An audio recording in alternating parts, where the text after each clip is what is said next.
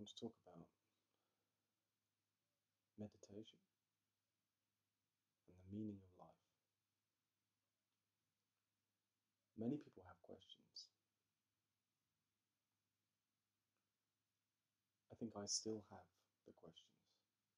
I haven't completely eliminated them. Questions such as, what is the meaning of life? Why are we here? How can I achieve peace? No, this sense that people have of a discord with reality, with the way things are, and with themselves. And there's a lot of people seeking an answer to this, or rather what they're actually seeking is a solution to this, because they don't want to suffer, they want to feel at peace. If they were at peace, they would not be seeking something like that anyway, a solution and an answer. Now, I have seen glimpses of the truth, a very simple truth, that we are all connected. Now, this is a very cliche thing to say, but we came out of the universe. We are part of the universe. We are made up of the atoms, and we're made up of all the components of the universe. And there really is no distinction between us and the rest of the universe. We have made this distinction. This distinction is an idea. If you think of the flow of time, and of the creation of life, and of the evolution of life, including the creation of us through the process of evolution, or whatever label you wish to give it, through a process, where do we begin? Where do you put the beginning of us, or as a human? And does that make any sense? Or is it not the case that there's a continuum of life, and in our case, a very particular continuum from our mother actually being made from the mother, being connected to the mother, and coming from another living creature into the world, going all the way back through all the living creatures, all of us connected to the creation of life, further back, the evolution of the universe, and so on. In terms of the physical causality of things, there is no distinction between us and everything else, and we're all part of the same process. In that sense, we are the universe itself, or a manifestation of it. I can't see it very clearly anymore. I saw it very clearly a couple of days ago, and it was incredible. There was nothing outside of the universe. There was nothing outside of this experience. This experience was divine. There was nothing to denigrate in the material world. Us as physical manifestations, our brains integral to our consciousness. This is divine. This is incredible, this phenomena. There is nothing pedestrian about this when you actually see it, how wonderful our existence is as part of this amazing piece of celestial music that is reality. Now, where this actually comes from, where these feelings come from and this realization, this ability to see this, you can see this using the human mind. You can see it yourself. You don't need anything outside of it. You can see it just using this mechanism. Now, meditation has been demonstrated, or is claimed, to be one of the mechanisms by which you can see this. And in that sense, that is where there is process and instruction, at least to some extent, that you need to know how to meditate.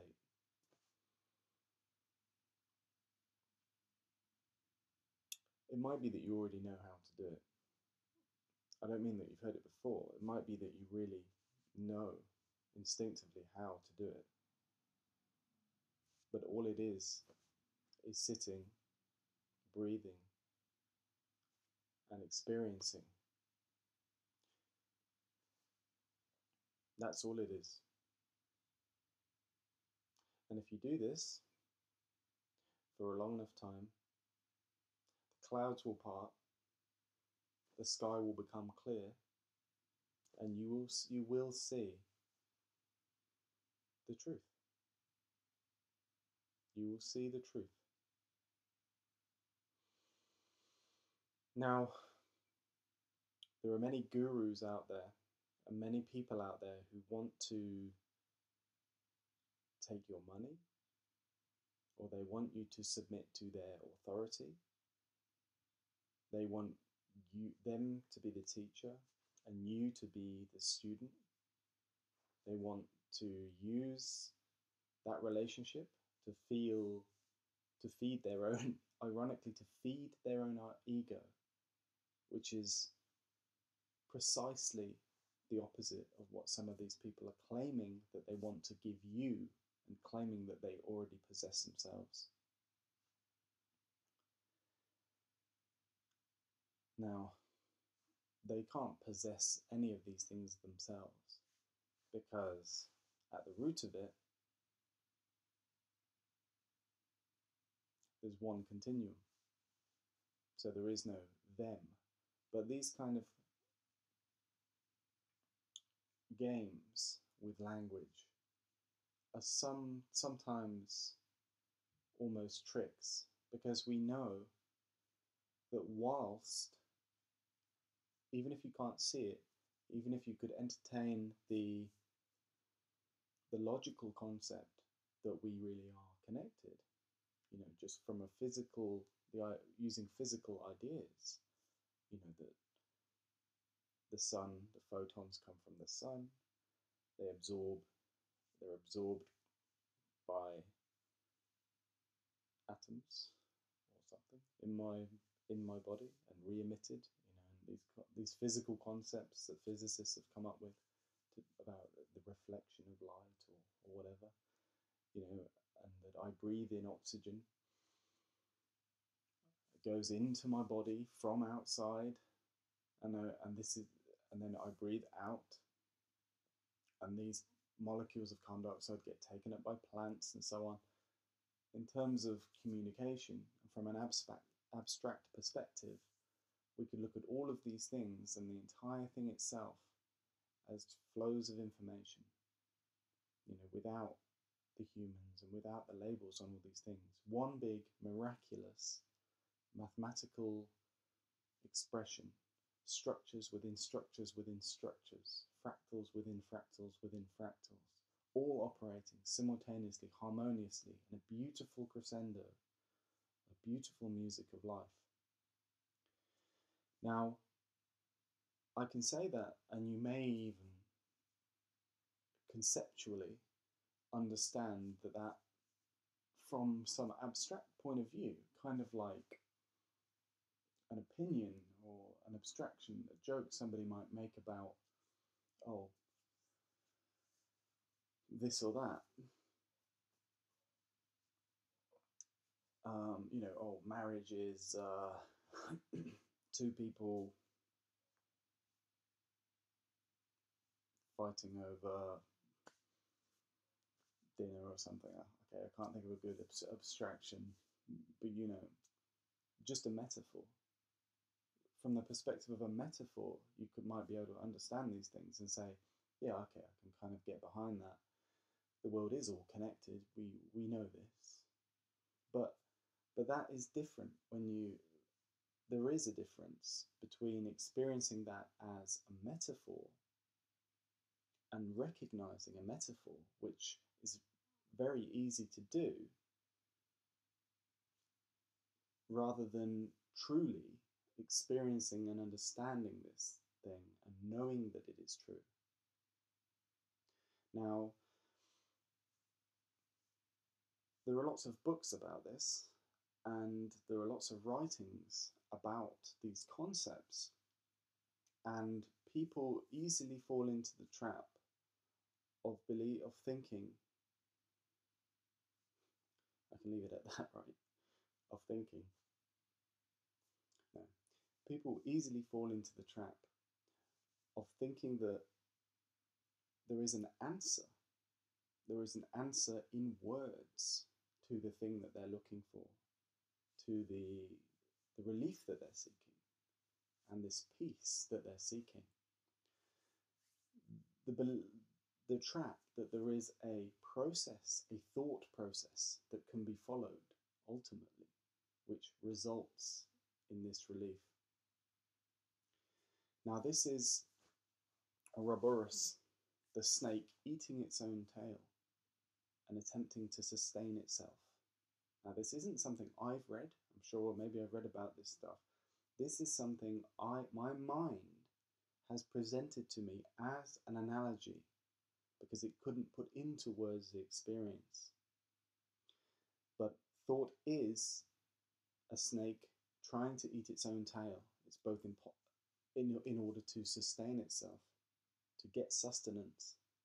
That is what analysis and thought, in attempt to find peace and sustenance, is. It's impossible. The snake cannot eat itself, and if it did, it would no longer exist. The words and the thoughts somehow, in this manner, consume themselves. It's like trying to understand music by writing a description of music in music and asking someone, experience the joy of music, look at this thing, and they look at the notes and they look at the structure, and they can't see it. They can't see the music. They can only see the structure. They can only see, a sentence here that says, this seems to go up. This seems to have 3 notes that go up in pitch. Is that it? Is that the thing? Is that music? Have I seen it yet? This is analysis. When we use analysis to try and achieve this goal of connectedness and this goal of really seeing truth, you know the truth. The truth is the music itself. It's not analysis of it. It is completely enjoying the music, and you don't need to think about it in any way. So that is an analogy of meditation and the goal of meditation, which is that you listen to the music of life, all of it, listening with all of your senses and all of your mind and all of your body, and you become part of it. I guess in the music is somehow separate from us in a kind of logical sense, and we're the listener. But when we're talking about the universe, we're listening to ourselves when we listen to the universe and play along with it. And in that sense, it makes no sense to speak of, to ask questions from outside of the fabric of the universe itself and try and ask, what is this thing? We can't do that like we could do perhaps with the musical analogy. We cannot do that when the thing that we're trying to find out about is us. It's not a separate thing, it is integral to us. So this is the goal of meditation. I laugh then because I've listened to people like Krishnamurti, and who really sees it, by the way. If you look at Krishnamurti, he really sees this. He sees the truth. But they will speak of there being no goal to the process. Now, there is a duality here. There is a duality, because whilst there is no goal in the sense that you cannot reach this point through analysis, you cannot, because the thoughts are just biting themselves, chasing their own tail round and round. And the truth is when that chasing stops and you just see. So in that sense, there is no goal to reach. But at the same time, there is a goal, I think. I think it's fair to say that there is. When you haven't achieved that state and you haven't completely let go of that, which includes letting go of the self, because in that state you cease to be an individual. When you're not in that state, then you do have that goal, because you're trying to minimize your own suffering. So there is a goal there. So I think it's a bit strange when they say there isn't a goal. There is something you're trying to achieve, which is to stop your suffering. Now, I also think that even when you achieve it, it isn't entirely true that there is no individual. This thing is an equation of some sort. And whilst it doesn't really make sense to say that it's separate from everything else, because all these equations are intertwined constantly in this incredibly complicated thing,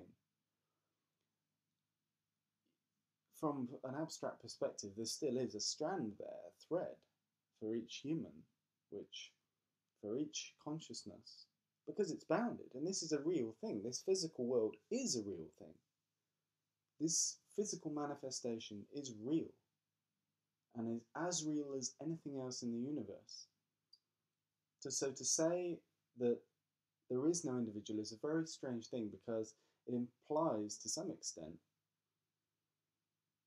that I have no free will, or I don't have the volition to change things. But I believe you do. You do have the ability to change things. There is a paradox.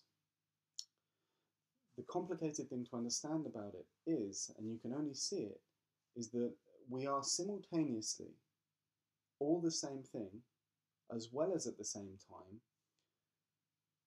a mirror of ourselves that is capable of self-reflection and capable of change.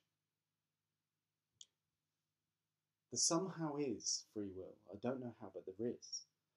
And as an individual, I can change things, and I can change myself, and I can change the way I treat other people. If that wasn't the case, then we could do anything we want, and it wouldn't make any difference to anything. It wouldn't make any difference to suffering. But it's not true. There is control there. There is the ability to change.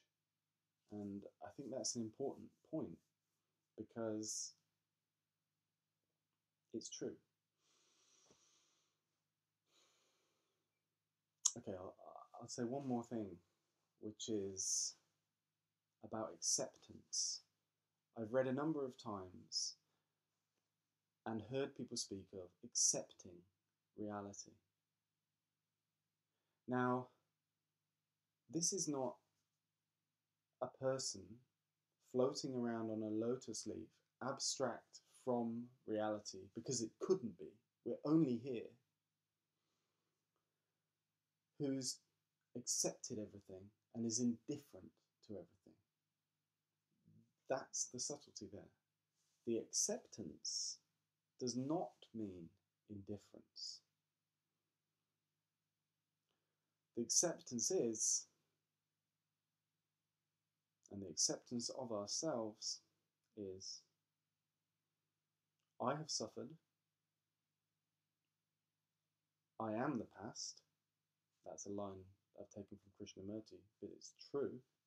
I am the past. I've seen this myself.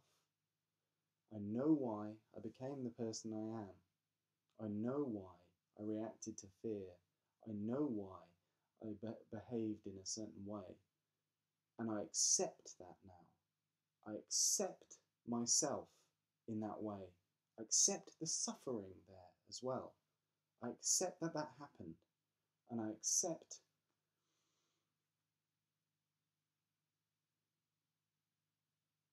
that this has made me.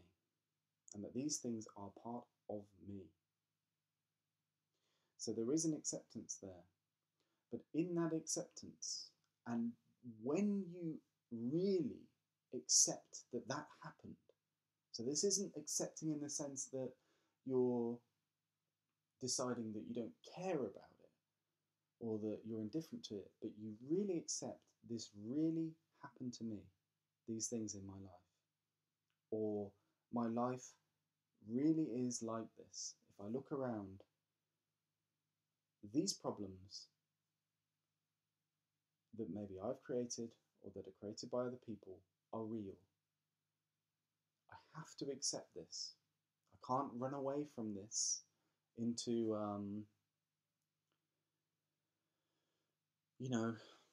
alcohol or just burying myself in books or TV. I cannot run away from it. I have to accept it because it's real. But that, again, the duality, somehow you can accept it and this makes you better. This, even though you experience the pain, you may experience the pain. The pain is necessary. It's required. So it doesn't hurt you. I mean, if you grieve, if you cry for the loss of somebody, accepting it is accepting the pain because the pain is needed. You need to grieve. And this is not something to be ashamed of. Again, I mean, this is not something to be ashamed of. This is not something that is wrong. The acceptance is to allow yourself fully to grieve for this thing, to grieve for the loss that you've experienced, because that process will heal the loss, or is part of the healing process, and it doesn't need an explanation. This is why we cry.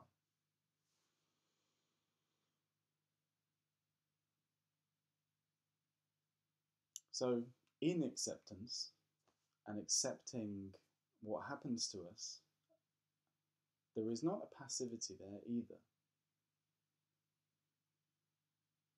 You are allowed to defend yourself. If you're attacked, you do not accept the situation in the sense that you allow passively yourself to be abused or to be tortured or anything like this. You accept it in that it is happening, and you will have to accept that there is fear in acting and there is bravery in acting to defend yourself. And you must do it. Rather than denying it and denying through fear, hiding from the fear and not acting. I think I've probably said enough now.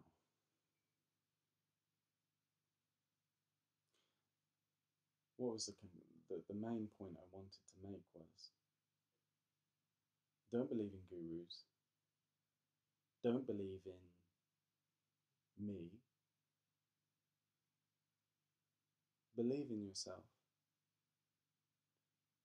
But I guess I would say, here's an idea which I think you should try. Not believe, but that you could try. Yeah, and the idea is that through meditation, completely non dogmatic, completely self from the self, just breathing, just remaining quiet, keeping your eyes closed or open, the choice is yours. Sitting with a straight back, things which people have found help. You may be able to come to these realizations yourself. That's an idea. I'm saying you can, that I'm saying it will work eventually. But don't believe me. Try it.